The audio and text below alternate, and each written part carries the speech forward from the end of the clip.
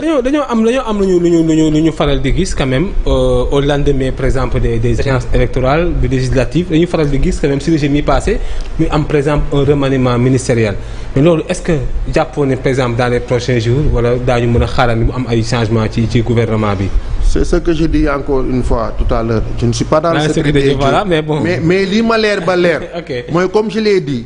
connaissant le président Diomaye Faye et le président Ousmane Sonko. lépp lu war. ngir réew mi gën a jëm kanam ngir liggéey bi gën a ñoŋ dinañ ko def bu soobee yàlla parce que un gouvernement c'est pas quelque chose de figé un attelage gouvernemental c'est comme une équipe de football tey mën nga teg ay titulaire ñu football ba ci kanam nga gis ne kii il n'est pas peut-être il produit pas à la hauteur de tes attentes nga génnee ko dugal beneen remplaçant mu eggal liggéey bi donc je ne serais pas surpris qu'il y ait des changements am ay remaniements mais comme je l'ai dit encore une fois je leur fais entièrement confiance sachant que intérêt supérieur Sénégal moo leen tax a jóg. donc fi mu ne ginnaaw législative yi locales yi moo nekk suñu kanam. locales yi en fait. taxawaayu dans 2 ans voilà taxawaayu Pastef voilà ban taxawaay la ci war a mën a def. waaw taxawaay bi ñu ci yàgg am rek mooy nekk au niveau local comme je l'ai dit di liggéey. tey Pastef est présent dans tous les 46 départements du Sénégal. et dans toute la diaspora presque. néew na tey fooy dem. te doo fekk démembrement au Pastef aussi bien au niveau départemental pour ce qui est du Sénégal qu'au niveau communal et au niveau des quartiers on a des cellules un peu partout au Sénégal on a des sections communales un peu partout au Sénégal on a des coordinations départementales partout au Sénégal donc liggéey bi ñu yàgg def mooy di saafonteeg nit ñi di waxtaan ak ñoom di taataan seen i mbébét di xool lan mooy difficulté gox yi ci loolu la ñuy nekk ci kàttanu yàlla continuer massifier parti bi continuer accompagner le gouvernement pour li mu dig sénégalais ñu mun ko def voilà mais ñu gis tamit 14e législature bi jafe-jafe ci amoon quand même ñëpp di wax assemblée nationale xar kanam gi mu amoon quand même mais ñu bëri sax quand même doon ko ñaawlu ay xeex quand même xuloo voilà violence bi mais est-ce que jàppoon ni par exemple ban xar kanam ngay xaarane ci 15e législature bi quand même jàpp nga ni war na mën a am ay propositions yu gën yi assemblée bi passé xam nga il faut que les gens sachent que Assemblée nationale boo ko gisee partout dans le monde image yu mel noonu parfois day faral di am parce que quand il y a débat et que les débats sont passionnés léeg-léeg yooyu du mun a ñàkk mais ba ci quand même ba ci yegg ci kaw table même dans les plus grandes démocraties du monde dañ ko fay gis mais li ma gëm te xam ko mooy ñii Pastef tabb def ko seeni liste ak façon politique bi Pastef di politiquer gëm naan tey ci kàttanu yàlla majorité bi ñu am Assemblée nationale dina permettre ñu am beneen type de député moi j'ai entendu Abass Fall dire un jour à nos ministres que jàpp leen ne ministre dina jógee maanaam ministère am ñëw assemblée fekk ma fa ma comporte ak moom de sorte que day xalaat ne man opposant la wala musuñoo xamante ok mu wute ak li fi daan am c'est des types de ci loolu la ñu nekk ci loolu la ñuy continuer quand on voit la posture de quelqu'un comme Guy Marius Sagna quelqu'un comme Abass Fall et tant d'autres Samba Dang Ismaïla Diallo et cetera Ayib Daffé da ngay xam ne le nouveau type de Sénégalais dont certains parlaient on a un nouveau type de député mooy ñoo xam ne ils se savent investir de la confiance des peuples sénégalais nekkuñu député Ousmane Sonko nekkuñu député wu Pastef bien qu'ils sont élus sous la bannière du Pastef ñoom ñëpp autant qu'ils sont xam nañu leen di wax ay député Macky Sall non loolu amatul da nga jàpp loolu léegi c'est man fa ma dëkk muy Grand Yoff ñu fa tabb muy Fatou Ngom ak Babacar Tambédou heure boo waxtaanee ak ñoom dañ la naan nous sommes des députés du Sénégal mais avant tout nous représenterons Grand Yoff au niveau de l'hémicycle mooy lépp loo xam ne am na tolof wala lu ñu war a joyanti biir Grand Yoff dinañu fexe de sorte que recenser ko bu heure bi jotee ñu wax ko fañ ko war a waxee donc des députés du PASTEF ou bien des députés du président y en aura pas. Il y a des députés très au fait de la chose. des députés républicains yi nga xamante ne intérêt askan bi moom moo leen tax a jóg. tout court mais fi mu ne budget bi donc moo nekk urgence quand même parce que at bi léegi mu non xam nga budget balaa moo ñëw dañ leen installer d'abord. bu ñu leen installer bu soobee yàlla ba ñu jël fonction. je suis persuadé que lépp li ñu war a def pour l'intérêt supérieur de la population sénégalaise dinañ ko def incha allah te doo fa gis ku la naan man député wu Ousmane Sonko la parce que néew na ci ñoom ñoo xam ne Ousmane moo leen proposé. ok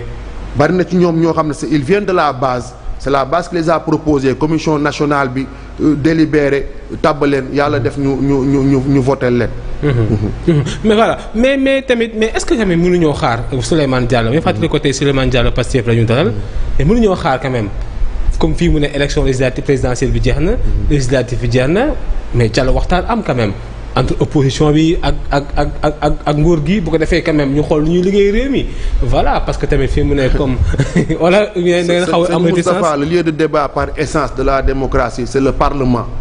tey ñi nga xam ne ñu ngi au niveau du parlement wax nga ko sànq am na ñu am 3 députés am na ñu am plus fort reste am na ñu am 15 xaw ma 16 députés waxtaan yi ñu war a waxtaan li ci gën a bari fa lañ koy waxtaanee maintenant bu aajoo créer maanaam beneen réceptacle boo xam ne ñu nekkul au niveau de l'Assemblée war nañ cee bokk loolu man je sais que c'est pas question d'exclure parce que président Bassirou Diomaye Faye dès son accession au pouvoir il a montré que c'est quelqu'un de très inclusif et quand il s'agit de l'intérêt supérieur de la nation képp ku ci war a wax am na maanaam grandeur woola jox la voix wala accorde la voix au chapitre pour nga mën a wax sa xalaat ci li ñuy waxtaanee donc c'est pas quelqu'un de fermé et donc loolu man awma ci xel ñaar le dialogue il sera permanent. Voilà dialogue ci réew mi quand même parce que jot na quand même. il sera permanent donc sax malgré yenn divergence politique yi ñëpp toog quand même waxtaan xool pour l'intérêt du pays. xam nga au-delà des divergences politiques sax demoon Macky Sall amoon na fi ay dialogue wala nga jàpp ne bokkul quand même. non nous on n'est pas dans le dialogue ñun quand on dit dialogue c'est que c'est vraiment un dialogue c'est comme les assises qu'on a tenues il y a pas longtemps. Donc si la nécessité l'impose gëm naa ne l'exécutif se fera un plaisir. En tout cas le devoir de faire de sorte que toutes les sensibilités soient représentées et qu'ils puissent parler pour l'intérêt supérieur du peuple sénégalais encore une fois. Donc on n'a pas un exécutif fermé qui se dit que je vais réduire l'opposition à sa plus simple expression wala kenn du fi campagne wala du ma nangu nit bokk. La preuve ren boo seetloo on a 41 listes pour les législatives. 41 listes effectivement ce que je trouve énorme mais moo lay woon avance démocratique bi ñu am mooy dañ am exécutif boo xam ne tegul ay comment dire ay frein pour képp ku bëgg a bokk pour tamiser de sorte non parrainage mën na am sax est-ce que du temps bi sax quand même xam nga parrainage mën na am sax mais de manière raisonnée maanaam doo jël objectif u filtrer et éliminer le maximum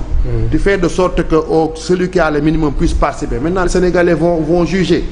donc tey boo gisee ñu am 41 listes c'est parce que l'exécutif mais dafa am kenn ci candidat yi kii Tahirou Sarr nekk diriger les nationalistes mais ñu gis quand même à quelques jours ci élection yi Ousmane Sonko daal di je veux dire que tuddante sax tuddul tur mais Tahirou Sarr ñu ngi wax ne que war na mën a am benn député mais loolu est-ce que nekkul quand même est-ce que loolu yéen je veux dire est-ce que du nekkul benn genre je veux dire que quand même nu ngi koy pexe bu sottiwul parce que Tahirou Sarr quand même war a mën a dugg assemblée pexe kan noonu parce que Ousmane Sonko gis nañ mu am nu mu quand même lu mu ko attaqué donte sax tuddul tur Tahirou Sarr daal di riposter mais est-ce que nekkul donc c'est pas un échec quand même voilà vu que Tahirou Sarr war a mën a dugg assemblée nationale. connaissant le président Ousmane Sonko du nit kuy fexeel nit surtout pour xañ ko lu mu war a am mais nous sommes dans le domaine politique. Et les discours ont leur portée. te président Ousmane Sonko bu sentir besoin regarder certaines choses c'est que le besoin s'est imposé. Il n'a rien contre Tahirou Sarr mais ce qui reste clair mooy nous sommes des patriotes. Nous ne sommes pas des nationalistes. Et la différence elle est fondamentale c'est-à-dire quand on dit patriotisme mooy li wolof di naan sama bopp ma la gënal du bañ naa la. Sénégal ni mu amee étranger noonu la étranger amee noonu la ay sénégalais nekkee étranger dans d'autres pays. Aussi bien en Occident qu'en Afrique. Donc tey ñun am na loo xam ne bu ñu ko comporté par rapport aux étrangers qui vivent parmi nous. suñuy ressortissants mën nañu am problème yooyu. Donc il a juste tenu à éclairer la lanterne de tout le monde pour dire que nous sommes patriotes. Nous ne nous reconnaissons pas notre obédience. Donc quand quelqu'un se sent visé wala nit ñi parce que yow nee nga tuddul tur. waaw donc mu gën a riposter quand même. xam nga ku moom xar bi wax Ousmane Sonko wax ci ay kaddu. xam nga ku moom xar bi nga bàyyi mais gis naa sax léegi suñu internet bi benn photo bu yàgg digg Ousmane Sonko Tahirou Sarr ñu toog nii Ousmane Tahirou Sarr gën na féliciter Sonko nga xam donc relation bu xaw a yàgg la. quand même mooy li may wax président Ousmane Sonko amul xaar ma yàlla kenn mais quand on est leader politique et qu'on a des centaines de milliers de personnes qui vous suivent. day baax parfois nga génn pour mettre pour éclairer certains points bañ patriotes yi foog ne patriotisme mooy bañ étranger wala patriotisme mooy fexe ba buntu xatal étranger. Il a juste éclairé la lanterne de ses militants pour leur faire comprendre que ñun nous sommes patriotes. mais Tahirou Sarr ñëpp xam nañu moo porté woon boobu le discours. quand même parce que quand même ba mu waxee ñëpp Tahirou Sarr ñu xalaat. mooy li may wax voilà parce que c'est moo doon revendiquer boobu le discours. xam nga tey moom encore une fois je le répète il n'a attaqué personne il a juste reprécisé sa pensée mooy sa doctrine moo ñun ay patriotes lañu bañuñu xajoog benn étranger ci réew mi. L'essentiel mooy lii yoon war a def par rapport ak étranger yoon war na koo mën a def. mais nañu xam ne Sénégal dëkku teranga la fii ku nekk xaj na fi. fii on a des personnes yoo xam ne qui ont des noms à consonance étrangère mais qui sont purement sénégalais à 100%. parce que peut-être seen i maamaati maam ñoo fi ñëwoon ñu juddoo ci réew mi seen i waajur juddoo fi màggee fi ba amuñ benn nationalité bu dul Sénégal.